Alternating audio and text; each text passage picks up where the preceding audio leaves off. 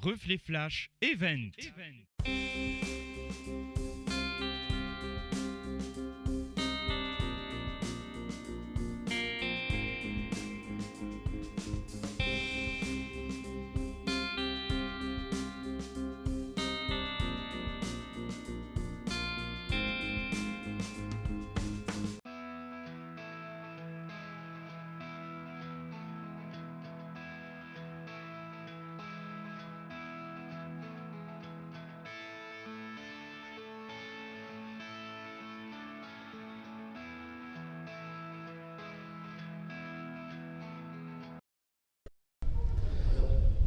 Bonjour Alain, j'ai envie de te poser la question face au conflit entre l'Ukraine et la Russie.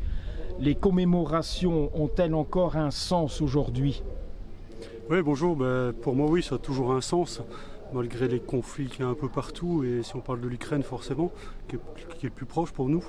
Mais moi, je pense que ça a un sens, surtout pour les jeunes, de réveiller le sens et de faire comprendre le sens aussi de ces guerres qu'on a eues dans le passé, de la Deuxième Guerre mondiale, et d'éveiller aussi un peu leur mémoire.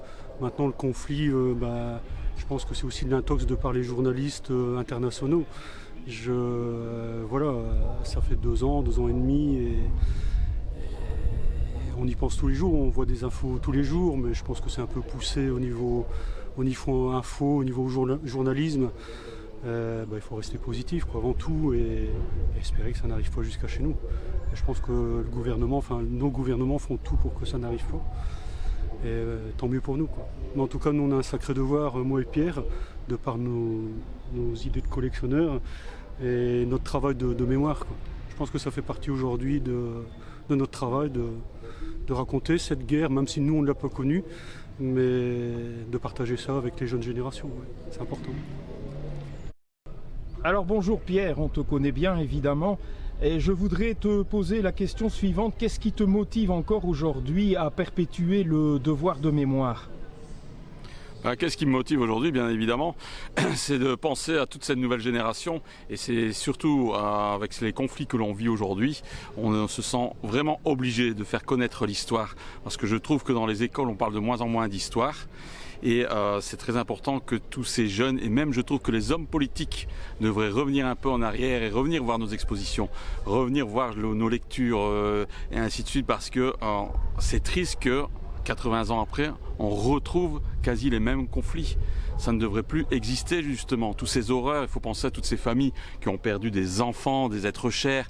Et là, de nouveau, on retrouve des gens qui doivent évacuer, qui doivent partir de leur ville, de leur maison, tout abandonner des enfants, abandonner des parents. Ça ne devrait vraiment plus exister. Alors j'invite même nos politiciens à revenir voir un peu l'histoire. C'est très important. Parce que c'est bien, on dit toujours le devoir de mémoire pour les enfants. Oui, mais je pense qu'il y a un devoir de mémoire aussi pour les adultes. Voilà Alain, je pense que tu t'es beaucoup investi pour la brigade Piron. Est-ce que tu peux nous en dire quelques mots? Je me suis investi, je suis de Rongy, donc forcément, cette stèle, je la connais depuis mon enfance, puisque je passais tous les jours devant. S'investir, c'est un cercle d'histoire locale qui s'investit. Pierre et moi, on est les deux fondamentaux depuis 2014. Et j'ai toujours cherché à mettre les vétérans qui venaient à Rongy tous les ans, mais qu'on n'a jamais mis à l'honneur. Par exemple, la Belgique a toujours privilégié l'officiel par rapport à mettre les vétérans à l'honneur. Donc Pierre et moi, c'est ce qu'on cherchait déjà à partir de 2014. Et c'est pour ça qu'on a mis à l'époque Georges Gabriel, qui lui est rentré à Rongy aussi en 1944. Voilà, c'est devenu un ami. Et notre but, c'est un peu ce qu'on refait cette année. Malheureusement, il se compte sur les doigts d'une seule main maintenant, nos vétérans. Et notre but, c'était de mettre ces gens qui ont combattu pour la Belgique et qui sont passés à Rongy à l'honneur, tout simplement. Chose qu'on n'a jamais fait et qu'on a oublié à Rongy depuis des décennies. Voilà. Merci.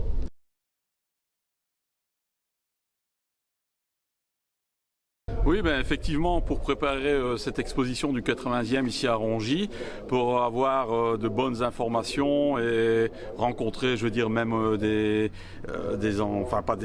rencontré des anciens combattants, mais pas qui ont participé ici, aller à Rongy, mais des familles et autres. Ce qui est dommage, c'est que j'ai dû courir plusieurs fois en Normandie, en juin et ici en août, où il y a eu pas mal de commémorations, car là-bas en France, ils ne peuvent pas oublier ces soldats belges. C'est incroyable l'émotion qu'on retrouve là-bas, à Salnel, en Frevril, en fait toute la côte fleurie de Normande. Ils sont mis à l'honneur chaque année. Chaque année, il y a des commémorations à leur égard et c'est toujours nos soldats belges qui sont mis en avant. Ils sont considérés comme des héros, alors qu'en Belgique, j'ai trouvé moins d'informations. Et ça, je trouve ça un peu dommage que j'ai dû aller chercher justement toutes ces informations pour préparer une bonne exposition ici à Rongy. C'est un peu notre champ de bataille à tous deux, c'est justement de faire revivre ces anciens combattants de la brigade Piron qui ont toujours été un peu sous-estimés en Belgique, comme tu le dis, quoi. Voilà. Et je trouve ça vachement important.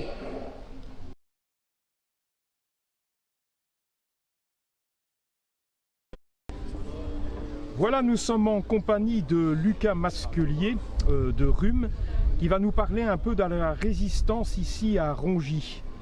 Alors ici au niveau de la résistance de Rongy, ce qu'il faut savoir c'est qu'on est dans un des premiers groupes créés au niveau du Tournaisis, si ce n'est du Hainaut et peut-être de la Belgique, parce que la fondation du groupe remonte en juillet 1940 avec le brigadier de gendarmerie Theodor Steenhout, qui après rentre vraiment en résistance active après avoir recruté son premier groupe, via un recrutement du gendarme Maurice Click de Pec, qui va vraiment le faire rentrer dans ce qu'on appelle le réseau armée belge reconstituée. Une fois que le réseau est constitué, il va muter d'année en année et de mois en mois pour devenir la Légion belge.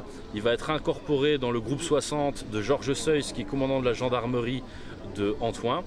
Et donc en fait la résistance ici dans le coin, elle va vraiment se développer autour de cet axe principal qui est Antoing, et puis RUM à la capture de Georges Seuys. Ce qu'il faut savoir par exemple avec Theodor Steenhout, c'est qu'il n'apparaît pas sur les tableaux de la résistance, si ce n'est sur le tableau d'état-major juste en petit. Pourquoi ? Parce qu'il a commandé son unité jusqu'à un moment où en fait il a dû abandonner son commandement parce qu'il a été poignardé lors d'une altercation dans un bistrot justement ici à Rongy. Donc en fait le mouvement prenait en charge des prisonniers russes évadés et ces prisonniers russes évadés ont une fois été dans un café à Rongy. Une altercation s'est produite, ils ont voulu, avec la gendarmerie, intervenir.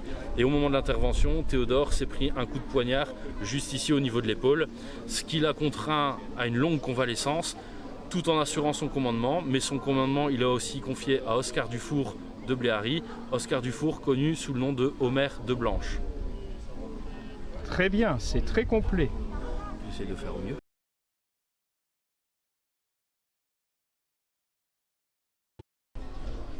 Voilà, il y a ici maintenant un objet qui a une histoire. Est-ce que vous pouvez nous la raconter ? Alors ici on est sur une espèce de montre à gousset qui n'en est pas une, parce qu'en fait il s'agit d'un voltmètre. Ce qu'il faut savoir c'est que dans la résistance, quand ils opéraient des actions de sabotage, c'était souvent avec du matériel militaire qui fonctionnait à impulsion électrique. Et donc pour tester les lignes et les batteries, ils se munissaient de ce genre de choses. Donc ça ressemble à une montre à gousset, mais c'est un voltmètre. Et alors celui-ci, il a été retrouvé justement dans le Tournaisis et il a servi à la résistance.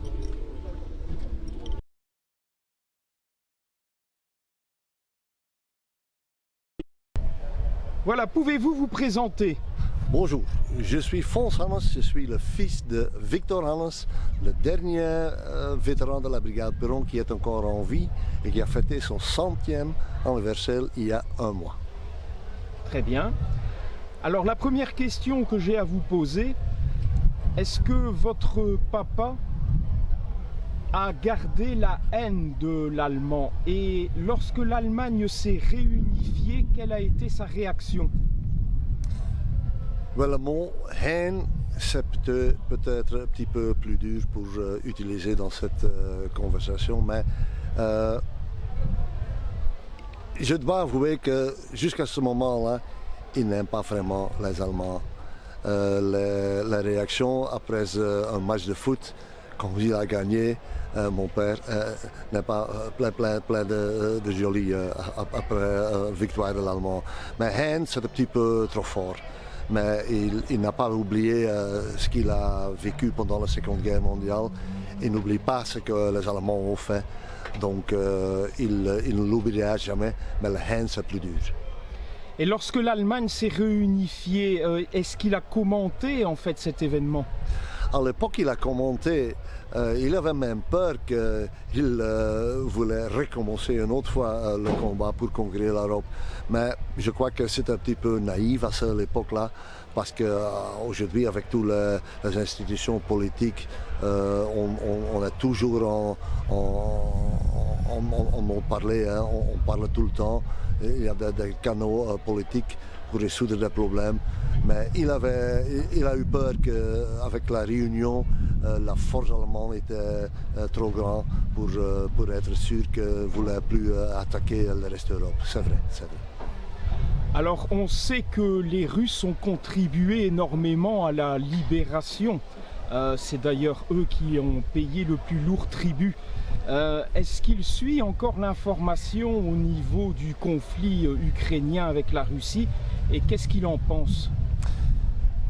Il ne suit pas parce que à l'âge de 100 ans, il y a d'autres choses pour s'occuper.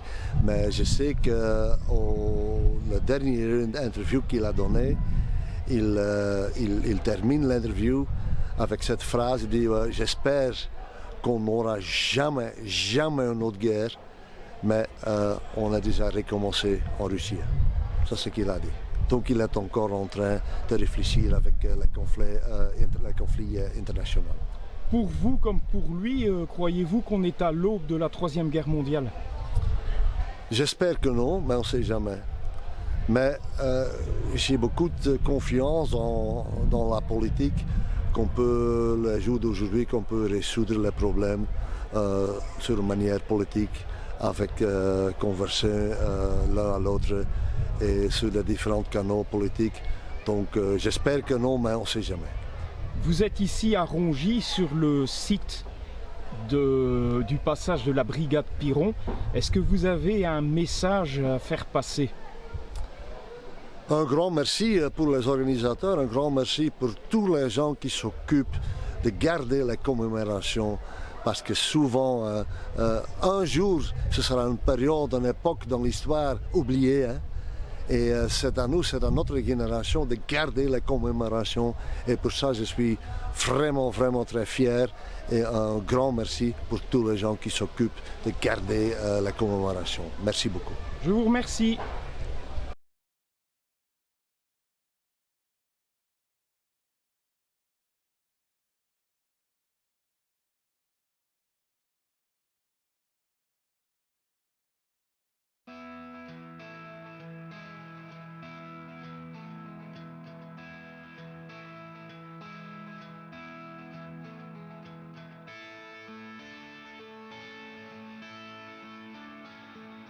Nous sommes le 6 septembre 2024 ici à Antoing sur la place du Préau. Pouvez-vous vous présenter? Voilà, donc je suis Pierre, donc je fais partie de la 2e armorée de division de Tintigny avec le président qui est Christian Delcamp.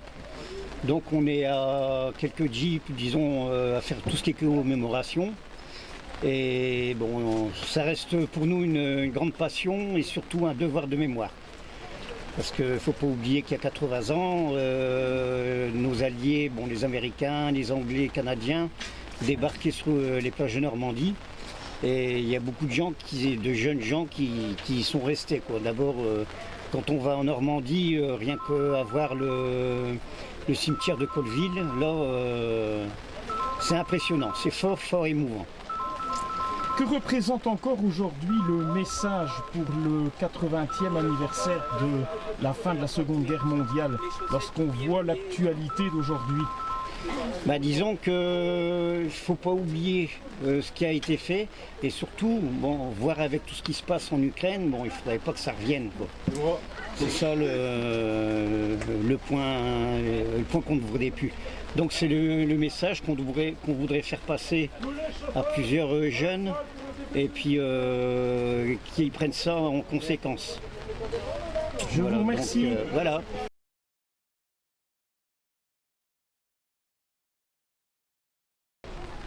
Bonjour, toujours en direct ici de la place du Préau à Antoing.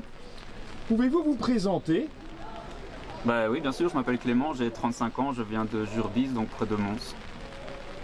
Oui. D'où vous vient cette passion pour les anciens véhicules de la guerre 40-45? Très jeune, j'ai toujours adoré lire des livres sur l'histoire de la Deuxième Guerre mondiale. Mon film préféré, c'était Le jour le plus long, je l'ai regardé 1000 fois quand j'étais petit. Donc pour moi, la collection a commencé quand j'étais très jeune.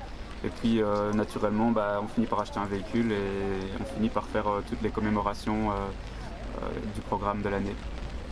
Nous sommes à bord de quel véhicule ici? Alors, il a une histoire, ce véhicule? Oui, vous êtes dans un Dodge WC 51, donc fabriqué en décembre 1943. Moi j'ai fait les recherches, j'ai eu la carte d'identité du véhicule auprès de Chrysler, donc je sais qu'il a été construit le jour précis du 23 décembre 1943. Et en faisant un peu des recherches et en démontant un peu le véhicule, on s'aperçoit qu'il y a des plaquettes d'identification de l'armée française de l'Afrique du Nord, donc je sais qu'il est repassé par l'armée française et été utilisé dans l'armée française jusque dans les années 60. Ça a demandé beaucoup d'investissement et de temps pour le rénover. Alors moi je l'ai acheté, il était déjà bien rénové, donc après tout ce qu'on fait c'est le maintenir, donc l'entretien, c'est constant en fait. Il y a toujours une petite fuite d'huile, un petit truc qui grince, c'est toujours un truc à changer, donc ça demande beaucoup de temps. Et il faut être assez méticuleux. Vous faites combien de sorties sur l'année? Cette année, étant donné que c'est le 80e anniversaire, on a quand même pas mal roulé. On a été en Normandie par la route, donc ça fait 600 km aller, 600 retours, plus de 150 bornes sur place. On a été aux Pays-Bas, ici. Donc ici, au mois de septembre par exemple, je roule tous les week-ends parce qu'il y a quelque chose tous les week-ends. Alors c'est évidemment le 80e anniversaire de la Libération. Qu'est-ce que ça représente encore aujourd'hui face à tout ce qu'on voit au niveau de l'actualité? Certains même disent que nous sommes à l'aube de la Troisième Guerre mondiale. Est-ce que vous avez un avis? Ouais, le 80e déjà ça a beaucoup de signification parce qu'il reste encore quelques vétérans, il n'y en a plus beaucoup. J'ai eu la chance d'en rencontrer un qui avait 104 ans au mois d'octobre, malheureusement il est décédé depuis. Donc déjà pour eux, je pense que c'est très important de montrer qu'on est toujours reconnaissant de ce qu'ils ont fait. Et par rapport à l'actualité de ces jours-ci, c'est clair que on se dit au final on vit la même situation qu'ils ont vécu en 1938, 1939, déjà même à partir de 1936. Et donc c'est important de faire ça pour pas tomber dans le même travers. Je vous remercie. Pas de souci.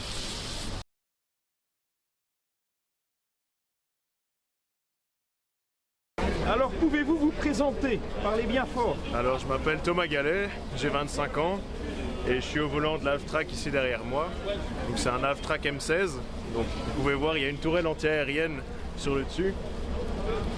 Les Américains l'avaient surnommé Meat Chopper, donc le hachoir à viande, parce que quand ils utilisaient la tourelle sur les troupes au sol, c'était une vraie boucherie.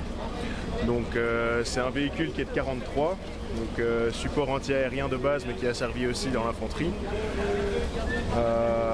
Voilà, on est sur un véhicule d'un peu plus de 7 tonnes et construit par la société White aux États-Unis. Ok, d'où vous vient cette passion pour les anciens véhicules? Alors je suis tombé dedans quand j'étais petit par mon grand-père, Freddy Delaunoy, et mon autre grand-père aussi qui étaient tous les deux collectionneurs. Freddy est toujours là et nous suit toujours, c'est même lui qui pousse, à 81 ans il est toujours là, dans le convoi je veux dire. Donc c'est son véhicule, un de ses véhicules, il y a l'Avtrac qui est à côté aussi qui est un Avtrac M4. On est venu avec les deux Avtrac aujourd'hui. Donc je suis tombé dedans quand j'étais petit, lui ça fait plus ou moins une quarantaine d'années qu'il fait ça et donc moi 25 ans, je suis tombé dedans quand j'étais tout bébé et j'ai grandi là-dedans. Je vous remercie. Avec plaisir.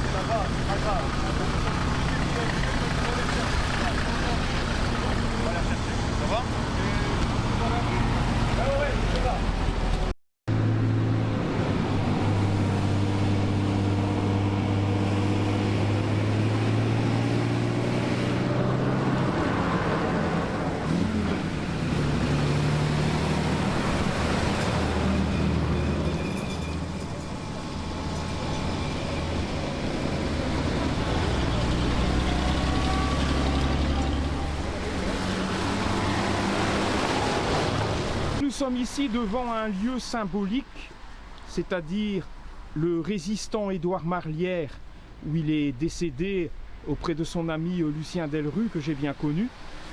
Pouvez-vous vous présenter, monsieur?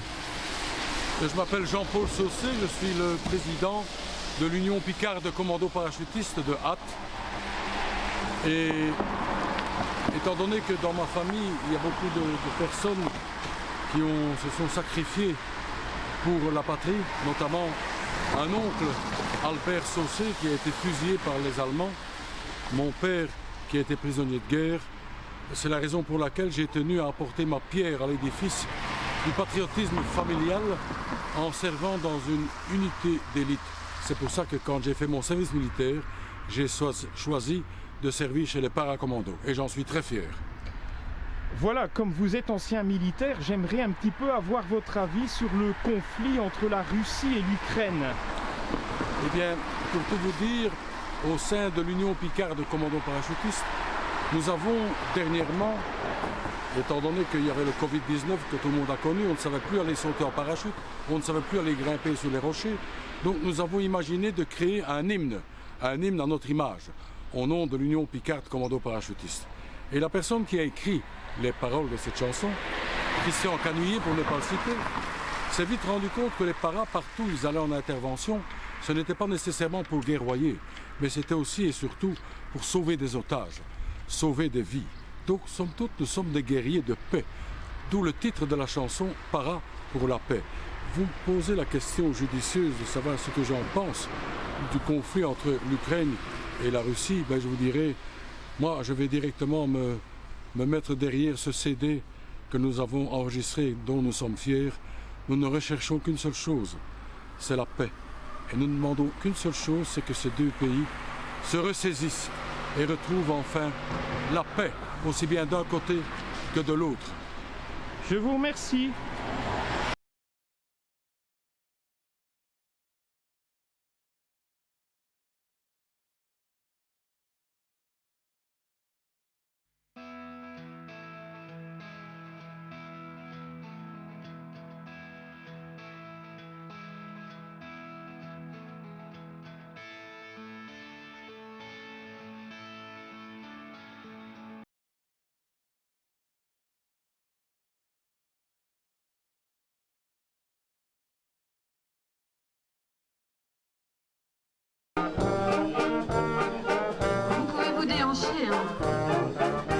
On est libérés.